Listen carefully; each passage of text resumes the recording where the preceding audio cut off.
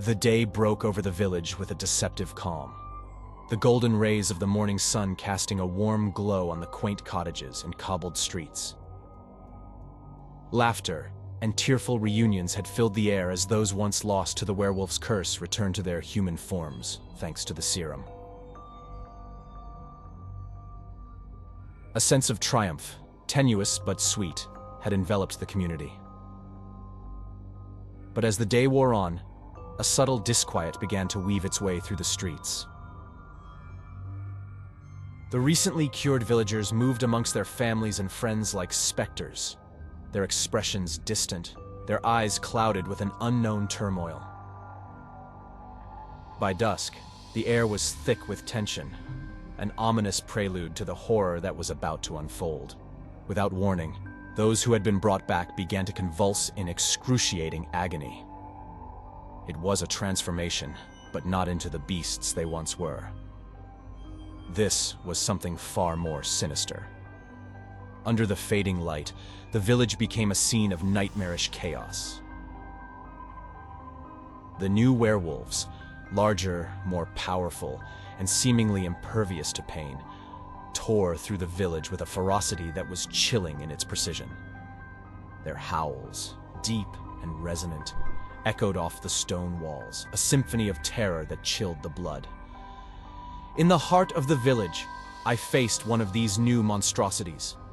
Its towering form was a grotesque shadow of the person it once was, its eyes burning with an unnatural malice.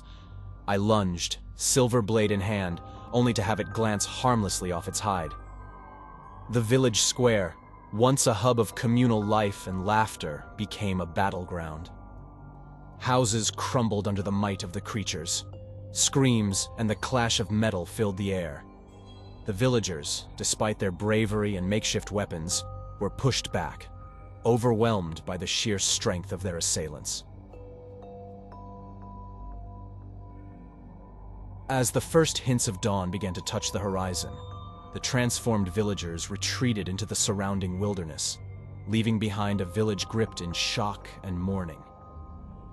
The ground was a mosaic of destruction and loss, strewn with the remnants of what had been a night of hope, turned to despair. The survivors moved through the wreckage in a state of numb disbelief. The homes they had built, the lives they had cherished, lay in ruins around them. The false dawn of the previous day, with its promise of an end to the curse, had plunged them into a deeper darkness. Amid the ruins, I stood, grappling with the enormity of our plight. The serum, our beacon of hope, had become a harbinger of a more terrifying curse. We had sought to end a nightmare, only to awaken a more dreadful horror. As we tended to the wounded and gathered the dead, the stench of what was to come lay tightly upon the faces around me. We had survived the night, and we would face whatever came next. The battle might have been lost, but our will to fight, to reclaim the peace that was ours, remained unbroken. The wilderness that bordered the village, now a haven for these new, more terrifying monstrosities, loomed large in our thoughts. As long as they roamed its depths, our struggle was far from over. We would regroup, rebuild, and ready ourselves. The night's terror had changed us, forged us into something harder, more determined. For now, we would mourn. But come nightfall, we would be ready. The war against this new, more malevolent curse was just beginning. The village awoke to a morning draped in sorrow. The rising sun did little to dispel the darkness that had settled in the hearts of the villagers after the previous night's catastrophic events. The air was heavy with a sense of loss and the lingering echoes of terror. In the cold light of day, the grim reality of our situation was laid bare. The transformed villagers, now more monstrous and seemingly immune to silver, had wrought devastation upon us. The streets, once pathways of familiar comfort, were now avenues of despair, lined with the remnants of our shattered defenses and the scars of the night's brutality. The German soldier, his face etched with lines of regret and sorrow, called for a council in the village hall. His voice, when he spoke, was a low rumble of contained emotion. The serum. It was never meant to be reversed. We played with forces we didn't understand. I feared this might happen. The hall was filled with the murmur of voices, a mix of anger, fear, and desperation. I stepped forward, addressing the crowd. "We must remain united," I urged, my voice steady despite the turmoil within. "We face a threat unlike any before, but we cannot let it break us." A plan was quickly formed. By nightfall, we would strengthen our barricades and post sentries at every watchpoint. Every able-bodied villager was to be armed, and those who had experience with the werewolves were to lead the defense. As dusk approached, a tense atmosphere enveloped the village. Families huddled in their homes, while the armed villagers took their positions. The wait was agonizing, a slow crawl towards an inevitable horror. They came with the moon, the transformed villagers, their forms massive and terrifying in the silvery light. The air was filled with the sound of their howls, a chorus of nightmares that chilled the soul. We braced ourselves, but nothing could have prepared us for the onslaught that followed. The battle was a maelstrom of chaos and fear. The new werewolves were relentless, their bodies resistant to the silver that had once been our salvation. Houses were torn apart, screams pierced the night, and the clash of battle filled the air. The night wore on, a seemingly endless struggle for survival. As dawn approached, the werewolves retreated, leaving the village in a state of devastation.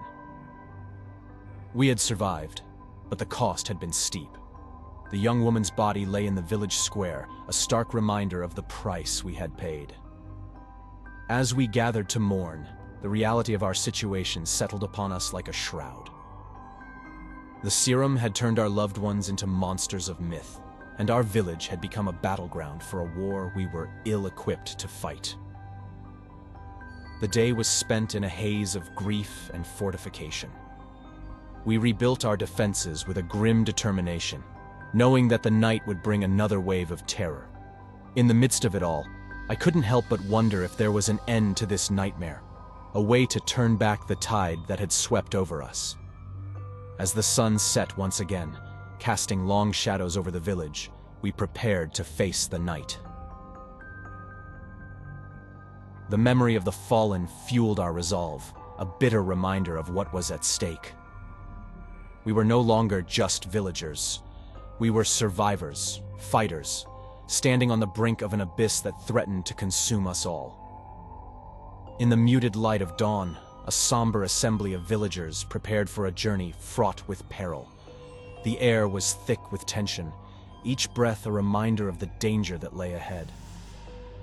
Our destination was the heart of the forest, a place where secrets of the past lay entombed in the shadows of an abandoned military outpost. As we ventured into the forest, the natural chorus of wildlife was conspicuously absent, replaced by an oppressive silence that seemed to weigh upon the very air. The trees stood like stoic sentinels, their gnarled branches casting twisted shadows that danced eerily in the morning light. The deeper we journeyed, the more the forest seemed to change. The once familiar paths now appeared distorted, as if reflecting the corruption that had seeped into the soil.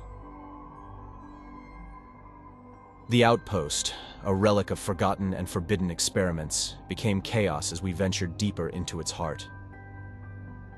The narrow corridors, lined with the remnants of a darker past, echoed with our tense footsteps. The silence, thick and suffocating, was abruptly shattered by the primal growls of the werewolves, resonating from the shadows with a bone-chilling ferocity. Our first encounter with the beast was a shockwave of terror. A hulking werewolf, its fur matted and eyes burning with a malevolent fire, leaped from the darkness. Its snarl, revealing rows of deadly teeth, was a grotesque grin of impending violence. The confined space of the corridor amplified the creature's imposing presence, its fetid breath filling the air. We reacted instinctively, our weapons raised in a desperate defense. The gunfire was deafening in the enclosed space, bullets tearing into the creature's thick hide with little effect. Its resilience to our attacks was a stark revelation of the horror we faced. Amidst the chaos, Ewan, a young and brave villager, lunged forward with a silver-tipped spear. His courage, however, met a tragic end. The werewolf's claw swiped with deadly precision, striking him down with a force that left no room for survival. His body crashed to the ground similar to a rag doll being thrown haphazardly into a toy box by an absent-minded child, a stark reminder of the brutal reality of our mission. The beast turned its attention to the rest of us, its movements a blend of terrifying agility and savage strength. Each snap of its jaws and swipe of its claws was a dance of death. And we were unwilling partners. The corridor, once just a passageway, became a battleground stained with blood and fear. I fired my rifle, the bullet striking true and causing the creature to stagger. Seizing the opportunity, we pressed our attack with renewed vigor, driven by a mix of fear, adrenaline, and the desperate need to survive. As the werewolf began to falter under the onslaught of our combined efforts, the German soldier charged, his knife glinting in the dim light. With a determined yell, he plunged the blade into the creature's side. The werewolf's howl, a melding of pain and defeat, filled the corridor as it collapsed, its body twitching in the throes of death. The aftermath of the encounter was a scene of grim carnage. The metallic scent of blood and the acrid smell of gunpowder lingered in the air. Ewan's lifeless form lay as a harrowing testament to the cost of our foray into this nightmare. We allowed ourselves a moment of grief, a brief pause in the midst of chaos before continuing our mission. The need to find answers, to uncover a way to end this horror, propelled us forward into the dark heart of the outpost. Each step through the bunker was a journey through a history best left forgotten, yet imperative to remember. The shadows seemed to whisper of past atrocities, of pain and terror that had seeped into the very walls. We moved with a somber determination, our resolve hardened by the loss we had just endured and the dangers that still lay ahead. The outpost, now a tomb for one of our own, stood silent as we departed its cursed halls. The forest around us seemed to watch, an unspoken witness to the tragedy and terror we had endured. As we emerged from the forest's edge, the village appeared before us, a haven marred by the scars of relentless assaults. The sight of its broken walls and the sound of its mourning bells were a solemn reminder of the ongoing struggle we faced. The night was fast approaching, and with it, the certainty of another battle against the darkness.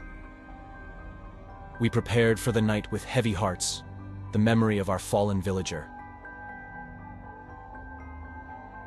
The documents we had recovered held the promise of understanding, perhaps even an advantage, but the cost had been steep. As the sun dipped below the horizon, casting a final golden light over the village, the return to the village, under a sky streaked with the fading colors of dusk, was a somber march. Each of us carried the weight of Ewan's loss, a heavy shroud that draped over our shoulders and darkened our hearts. The outpost's revelations, grim as they were, provided little in the way of solace or solution. Instead, they painted a picture of a horror that was far deeper and more complex than we had ever imagined. The village, with its thatched roofs and stone pathways, stood as a testament to a life that now seemed like a distant memory. The laughter and warmth that once filled its streets had been replaced by a silence that was as much about fear as it was about mourning.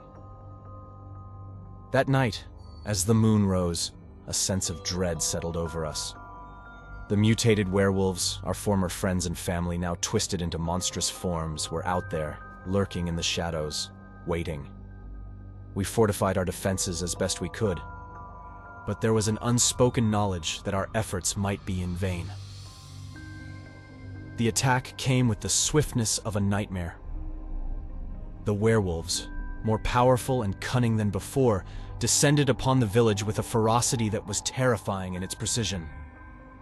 Their howls, a cacophony of otherworldly rage, shattered the night. Our defenses, which had once held strong, buckled under the assault. The creatures tore through barricades as if they were made of paper, their claws and teeth rending wood and stone alike. The villagers fought back with a desperate courage, but it was clear that we were outmatched. In the heart of the chaos, a scene of particular horror unfolded. A young woman, known for her fierce spirit, engaged one of the beasts in a battle that was both courageous and heart-wrenching. She fought valiantly, wielding a makeshift weapon with a skill that contradicted her years. But the creature, undeterred by her strikes, caught her off guard. With a swipe of its massive paw, it sent her crashing against a stone wall. The splintering sound of her bones shattering impact was sickening, the finality of it echoing in the screams that followed. The night turned into a blur of violence and bloodshed. We fought not for victory, but for survival. Each clash a desperate bid to hold back the tide of darkness that threatened to engulf us. The werewolves, their forms a nightmarish blend of human and beast, seemed invincible, their bodies resistant to our weapons, their eyes gleaming with a cruel intelligence. A light of hope emerged as the next day began to sing in colorful brilliance cast upon the sky. The werewolves retreated into the wilderness, leaving the ground littered with the remnants of the battle's terrible cost. The air was filled with the scent of blood and ash, and the cries of the wounded and bereaved filled the morning air. The young woman's body lay in the village square, a poignant reminder of the cost of our struggle. Her eyes, once bright with determination, were now closed in eternal rest. In the aftermath of the assault, a council was convened in the heart of the village. The atmosphere was thick with despair and determination. The German soldier, his face etched with lines of sorrow, addressed the gathering. The serum was meant to strengthen, to enhance, he explained, his voice tinged with regret. In reversing it, we've unleashed something far worse. A murmur of fear and anger rippled through the crowd. We had sought salvation, but had instead opened a Pandora's box of horrors. The discussion turned to our next course of action, our options dwindling with each moment. It was then that a revelation was brought forth. A villager, a young woman named Elspeth, who had shown an aptitude for science, had been studying the documents we retrieved from the outpost. "There's a potential weakness," she said, her voice a beacon of hope in the darkness. "The creature's enhanced strength may also be their Achilles' heel. They require more energy, more sustenance. Perhaps we can use this to our advantage." Her words sparked a flicker of hope. A plan began to take shape, one that was as dangerous as it was necessary. We would lure the creatures into a trap, using their newfound hunger against them. It was a high-stakes gamble, but it was the only card we had left to play. As night began to fall, we set our plan into motion. Large pits were dug, hidden beneath layers of leaves and debris, and baited with raw meat. The villagers were armed and weary. The moon rose, full and ominous, bathing the landscape in a ghostly light. The tension in the air was palpable, a quiet before the inevitable storm. And then, the werewolves came. Their shadows incarnate glided across the landscape with a predatory grace that belied their grotesque forms. Their once human features were now twisted into macabre paradise, a mockery of their past selves. Drawn by the scent of bait, their approach was one of cautious hunger, a primal instinct that guided their every move. In the dim moonlight, the village lay in tense anticipation. The first beast, its massive, hulking form outlined against the silver light, moved towards the trap with a slow, deliberate gait. Its nostrils flared as it sniffed the air, its eyes a deep, burning red scanning the darkness. As it stepped onto the concealed pit, the ground gave way with a sudden, violent collapse.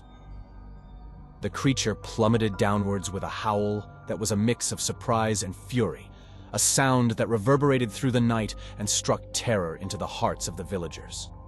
The pit, now a prison, contained the thrashing beast, its howls a cacophony of rage echoing in the confined space. A momentary cheer erupted from the villagers, a burst of triumph swiftly silenced as more of the nightmarish forms emerged from the shadows. Their eyes surveyed the scene with a chilling calculation. They had learned, adapted to our tactics. The battle that ensued was a descent into carnage. The werewolves, emboldened by their numbers, descended upon the village with unbridled savagery. Their claws, long and wickedly sharp, slashed through the air with lethal precision. Teeth, capable of rending steel, snapped and bit with a ferocity that was terrifying to behold. We fought back with a desperate intensity, every strike, every shot fueled by the primal urge to survive. The air was filled with the sounds of battle, the clang of metal, the thud of bodies, and the guttural snarls of the beasts. In the thick of the chaos, a heart-stopping scene unfolded. Elspeth, young and fiercely brave, found herself the target of a particularly monstrous werewolf. Its towering form loomed over her, claws raised for a killing strike. Time seemed to slow as the creature lunged, its claws descending like guillotine blades. Elspeth, with an agility born of sheer survival instinct, rolled away at the last second, the claws narrowly missing her. Seizing the fleeting opportunity, I charged at the beast, my blade in hand. It turned, its blood-red eyes locking onto mine, a snarl curling its lipless mouth. I plunged the blade into its heart with all the strength I could muster. The creature let out a guttural howl, a sound that was both a death knell and a lament. It fell heavily to the ground, its massive body shuddering as it reverted to its human form, a grim reminder of the once-living soul consumed by the curse. As the night wore on, the skirmishes continued with unrelenting brutality. We fought not just for our lives, but for the very soul of our village. They began to falter under our determined defense.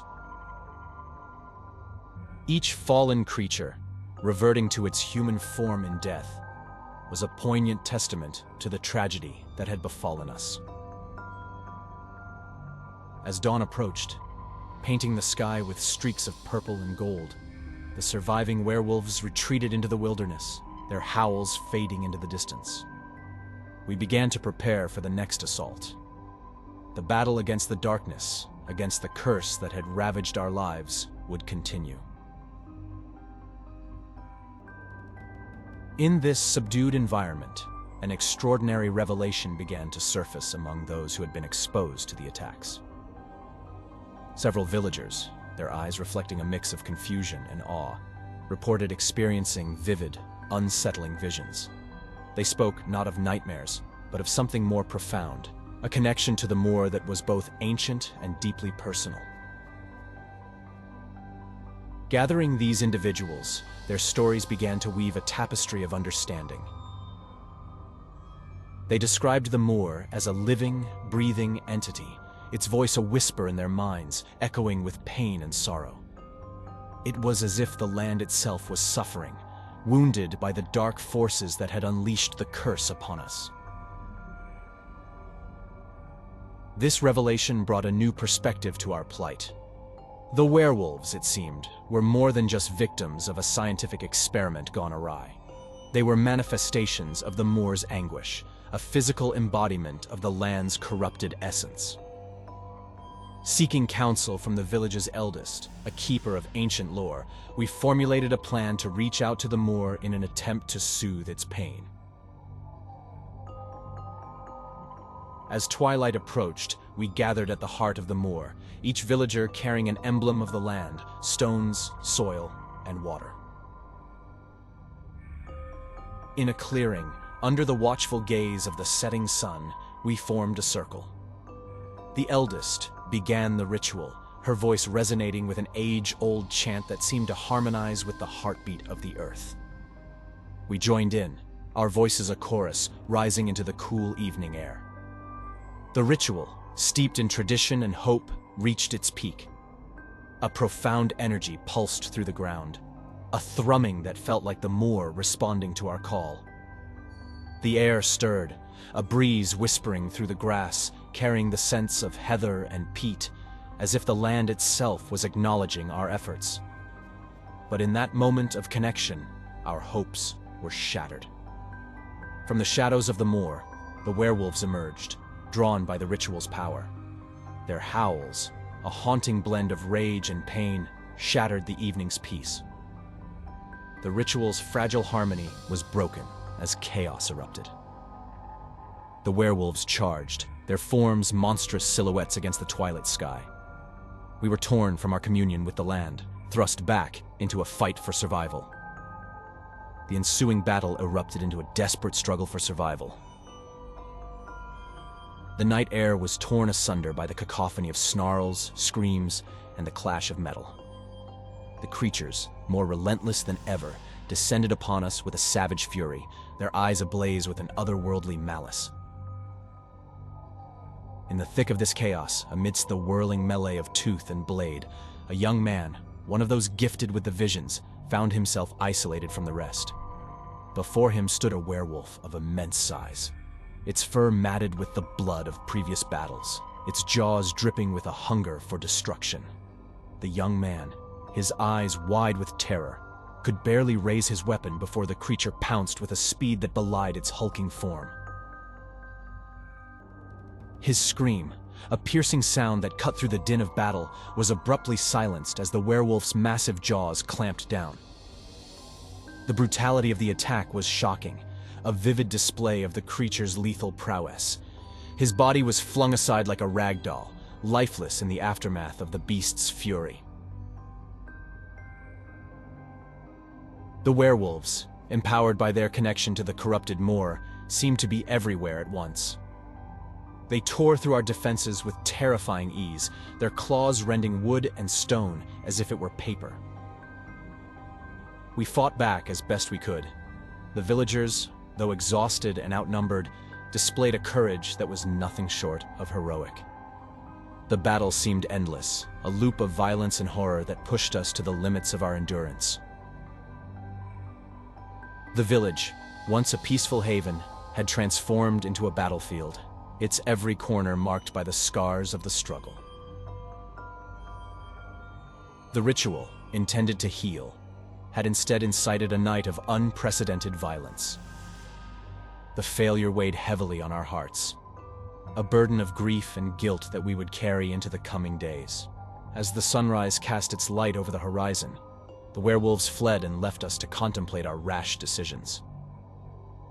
We knew that our struggle was far from over. The werewolves would return, and we would need to be ready. The fight for our village, for our lives, was an unending one.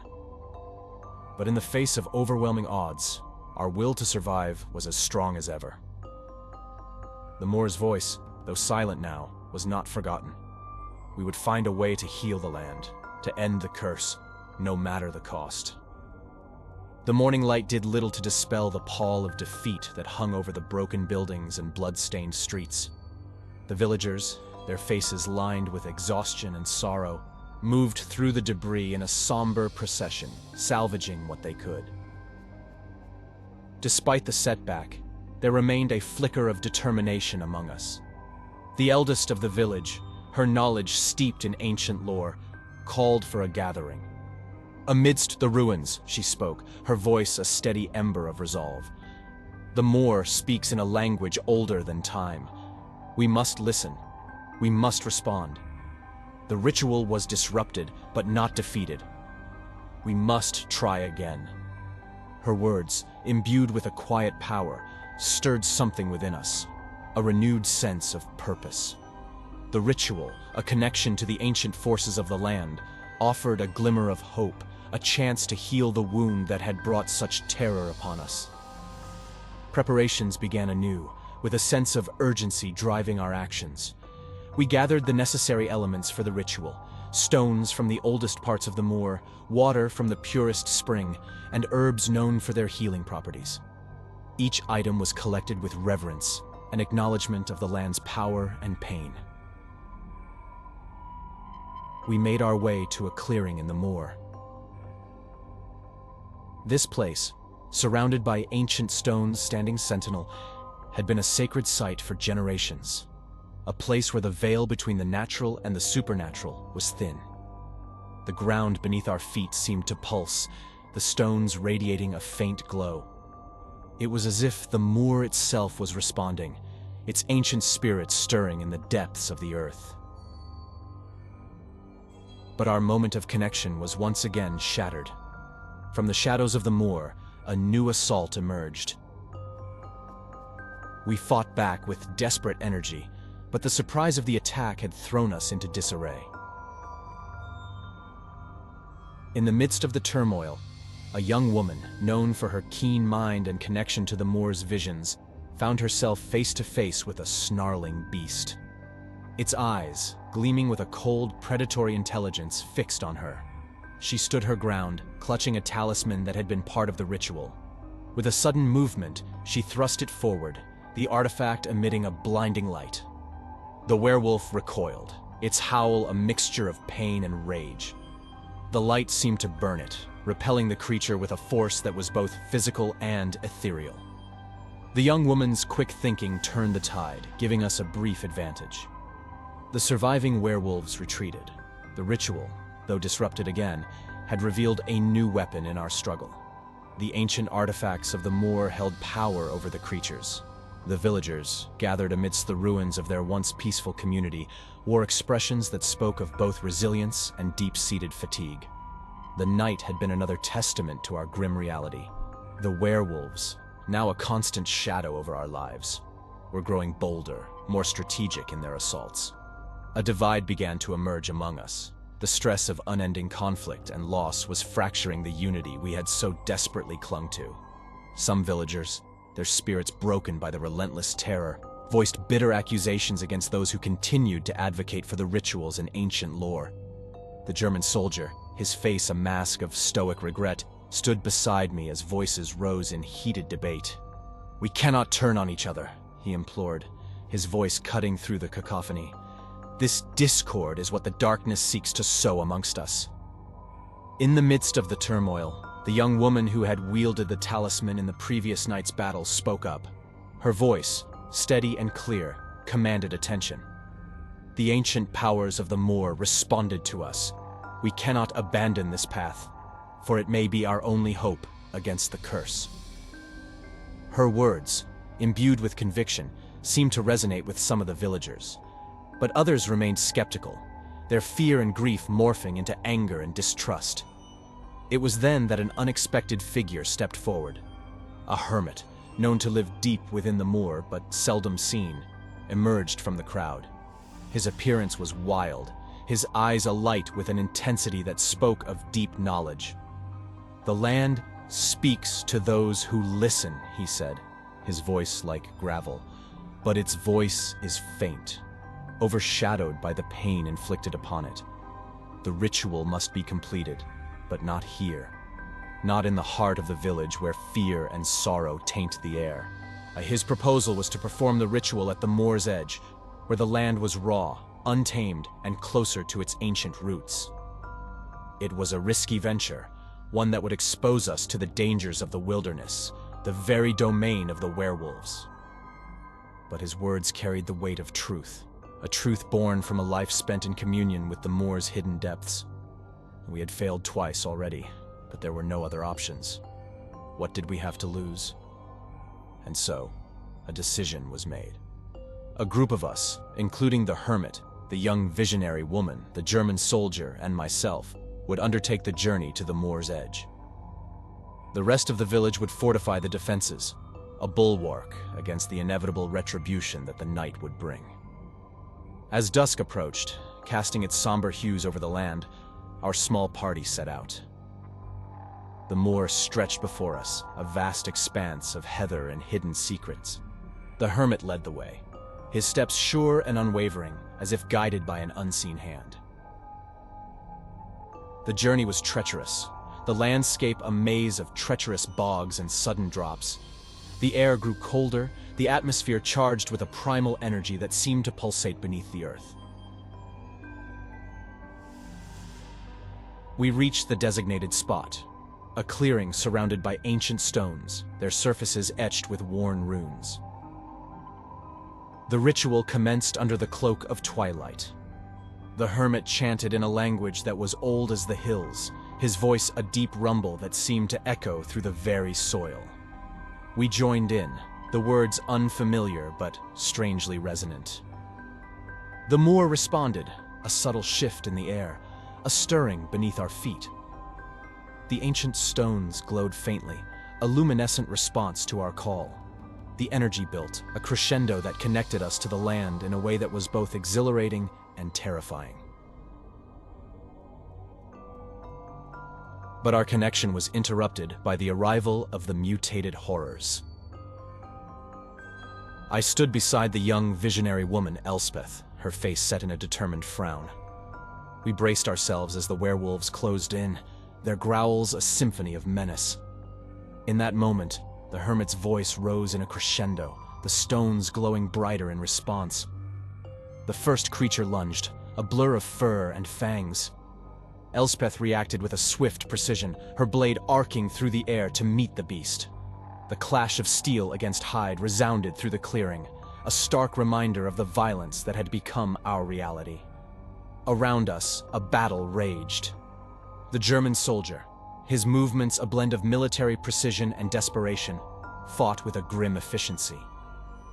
Each of us, bound by a common goal, stood our ground against the onslaught. In the midst of the chaos, the hermit's voice never wavered. His words, ancient and powerful, seemed to weave a protective tapestry around us. The stones pulsed with a deep light, casting eerie shadows across the moor. Then, amidst the snarls and shouts, a pause fell upon the battlefield. A beam of light, emanating from the stones, shot upwards into the night, piercing the darkness. The werewolves halted, their heads thrown back in confusion and fear. The light, pure and piercing, seemed to burn them, their forms writhing as if in pain.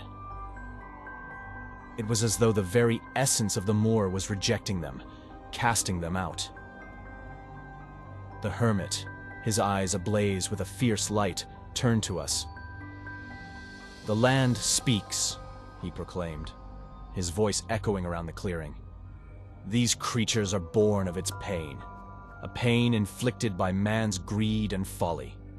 But the moor is more than just soil and stone. It is a spirit, ancient and enduring. It seeks balance, harmony. We have awoken its guardians, the true protectors of this land." As his words sank in, the werewolves began to retreat, their howls diminishing into the night. The light from the stones faded, leaving us in the soft glow of the moon. We stood in silence, processing the hermit's revelation.